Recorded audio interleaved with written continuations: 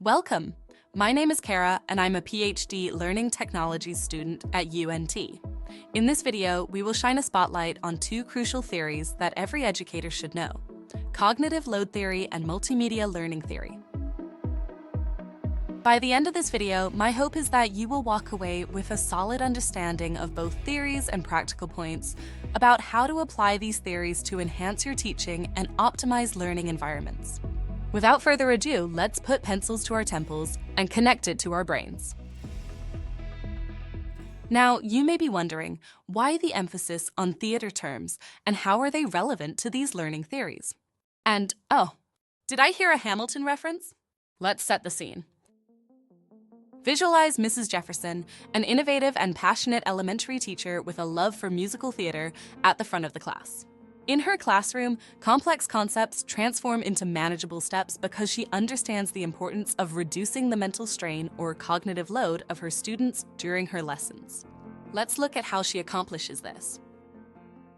First, she expertly breaks down challenging concepts about American history, particularly the events that led to the fight for independence, into bite-sized pieces.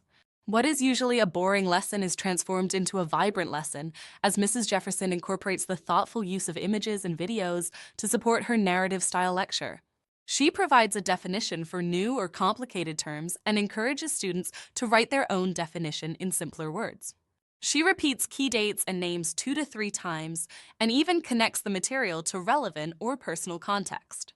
Though Mrs. Jefferson is a fictitious character, her lessons and practices stem from both cognitive load theory and multimedia learning theory. Let's break these theories down into more manageable pieces. John Sweller's cognitive load theory, or CLT, is a learning concept emphasizing the brain's capacity in working memory. It suggests that if a lesson's complexity overloads this capacity, learning efficiency decreases. CLT helps us understand the impact of mental effort on learning and memory.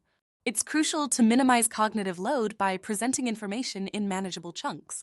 Just as Mrs. Jefferson broke down complex concepts into smaller, sequential, and relevant chunks, you can do the same to help your learners process information more effectively. CLT differentiates between 3 types of loads: intrinsic load, extraneous load, and germane load. If we think about a theater, intrinsic load is like the essential elements of the play: the actors, their dialogues, and the key props. These are necessary for the story to unfold, similar to the inherent complexity of the material your students are trying to learn. Extraneous load is like unnecessary objects on the stage or noises from the audience that don't contribute to the play. This clutter distracts from the performance, just as poor presentation of information or a busy slide deck with too many words and irrelevant images can muddle understanding and waste cognitive resources in learning. Germane load is like the process of setting the stage effectively. This makes the play more understandable and enjoyable, similar to how well-organized knowledge structures in our minds help us understand and remember new information more efficiently. An effectively organized mind stage optimizes learning. So, now that we've discussed CLT, let's review how you can reduce cognitive load and enhance knowledge acquisition. Remember to simplify the information you are teaching and break difficult concepts down into manageable chunks. When designing your lessons and supporting material, present the information in a clear, organized way. Be intentional about your use of colors, text, pictures, and video. Whenever possible, repeat key concepts to emphasize their importance for learners. Finally, avoid adding information that could lead to extraneous load and distract learners from the important stuff. Focus on the main topics. All right, let's shift our attention to multimedia learning theory, or MLT. Richard E. Mayer's multimedia learning theory, MLT, also known as the cognitive theory of multimedia learning, posits that people learn more effectively from multimedia messages when they engage in active learning. Research has shown that learning is more effective when information is presented in various ways, particularly when audio or text are used in conjunction with meaningful and relevant images. By engaging multiple senses, we can deepen understanding and improve retention, which, as we previously learned, links to CLT's germane load. Mayer's theory is based on 3 main assumptions. The first is called dual-channel assumption, which means humans possess separate channels for processing verbal and visual material. The second is limited capacity assumption, meaning both the auditory and visual processing systems can handle only a limited amount of material at any one time. Third is active processing assumption, which means learning involves an active process of organizing and integrating verbal and visual material. Based on these assumptions, Mayer developed a series of principles that provide guidelines on how to effectively design multimedia learning experiences.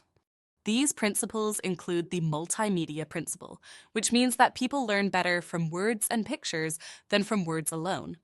The modality principle, which means people learn better when multiple senses are engaged, and the contiguity principle, which means people learn better when corresponding words and pictures are presented simultaneously rather than successively. Now, let's think back to Mrs. Jefferson's teaching skills. What would happen if all of a sudden an image of Hamilton popped up on our screen, and Mrs. Jefferson broke out in song and dance in front of her students, presenting history content in the form of a rap? Though this may be engaging and entertaining, her timing and presentation of the content, as well as the format in which it's presented, may be very distracting and would likely take away from the overall lesson. This is why the coherence principle is important, and it directly connects to cognitive load theory. Remember that people learn better when extraneous or distracting words, pictures, and sounds are excluded. Let's do a quick review of what we covered on MLT. First, people learn better from the use of both words and pictures rather than from words alone. Second, people learn better when multiple senses are engaged. People also learn better when corresponding words and pictures are presented simultaneously rather than successively. And finally, remember that the use of distracting information will reduce learning ability and increase cognitive load. MLT is particularly relevant today because of the increasing use of technology and multimedia in education, as well as in our daily lives. With the rise of online learning platforms, educational apps, digital textbooks, and other multimedia learning tools, understanding how to effectively design multimedia learning experiences is crucial. Additionally, with the exponential growth of information and content, minimizing extraneous load and segmenting information are critical so learners can focus on what is essential and manage their cognitive resources effectively. Thus, multimedia theory and cognitive load theory not only help improve learning outcomes, but also make learning more enjoyable and less cognitively taxing. Though the final curtain is closing on Mrs. Jefferson and her story, I hope that this video has provided a deeper insight into cognitive load theory, multimedia learning, and the importance of leveraging both in your teaching. If you are interested in learning more about CTL and MLT and improving your teaching approaches, check out the comments section of this video for additional resources on these topics. I hope you enjoyed this video and see you next time.